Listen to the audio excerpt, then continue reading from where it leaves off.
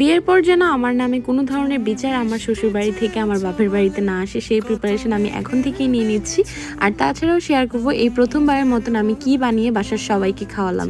So hello, আসসালামু আলাইকুম, welcome to my another video. I hope আজকের ভিডিও তোমাদের কাছে অনেক অনেক বেশি ভালো লাগবে।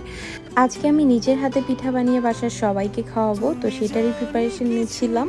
প্রথমে আমার আম্মুর কাছ থেকে অনেক জোরাজুরি করে এই কাজের দায়িত্বটা আমি আজকে নিয়েছি, যে আজকে আমি নিজে পিঠা বানাবো আর তোমাদের সবাইকে খাওয়াবো। আম্মু আমার উপর একদমই বিশ্বাস করতে পারছিল না, যেহেতু এরকম কাজ আমি আগে কখনোই করিনি, সেজন্য আম্মু আমাকে একদমই এই কাজটা দিতে চাচ্ছিল না।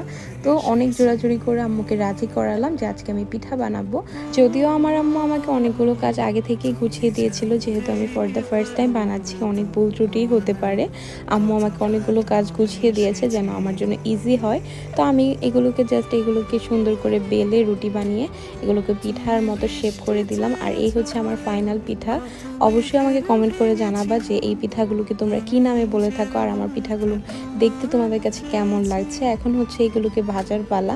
পিঠাগুলো ভাজার আগে তোমাদের সাথে একটা কথা শেয়ার করে নিই, আর সেটা হলো পৃথিবীতে প্রত্যেকটা বাবা মায়েরই উচিত তাদের সন্তানদেরকে সব ধরনের কাজে পারদর্শী করা, সব ধরনের কাজ শেখানো। কারণ মেয়েদের বিয়ের আগের জীবন একরকম থাকে আর বিয়ের পরে আরেক রকম। বিয়ের পর যেহেতু অনেক রকমের দায়িত্ব কর্তব্য পালন করতে হয়, বিয়ের পরপরই যেই ঝামেলাটা বাঁধে সেটা হচ্ছে শ্বশুরবাড়িতে গিয়ে রান্নাবান্না না পারা। রান্নাবান্না না পারলে কিন্তু অনেক কথা শুনতে হয় যে তোমার বাবা মা শেখায়নি কোনো কিছু, আরও কত কী।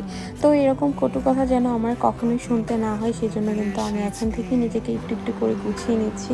জানি না কতটুকু পারছি বা পারবো, আর ফিউচারেও আমার শ্বশুরবাড়ির লোকজন কেমন হবে বা কী।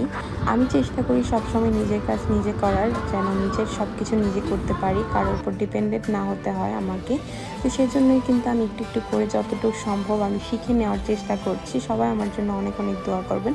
আমার মনে হয় পৃথিবীর কোনো কাজই ছোট না, সবাইকে উচিত সবার নিজের উপর ডিপেন্ডেন্ট হওয়া, সবার নিজের কাজ নিজে করা, কোনো কাজই ছোট না। আমার মনে হয় আমরা নারীরা যতই পড়াশোনা করি না কেন, যতই ডিগ্রি অর্জন করি না কেন, যতই ভালো করে বিয়ে হোক না কেন, আমাদেরকে কিন্তু একটা না একটা সময় ঠিকই রান্নাবান্না করতে হবে, চুলার ধারে যেতেই হবে। সো আমার মনে হয় আগে থেকে এগুলোকে একটু একটু করে প্রিপারেশন নেওয়া বা শিখে নেওয়া একটু ভালো। তো আজকে জানি না তোমাদেরকে অনেক জ্ঞান দিয়ে ফেলেছি, কি বলেছি।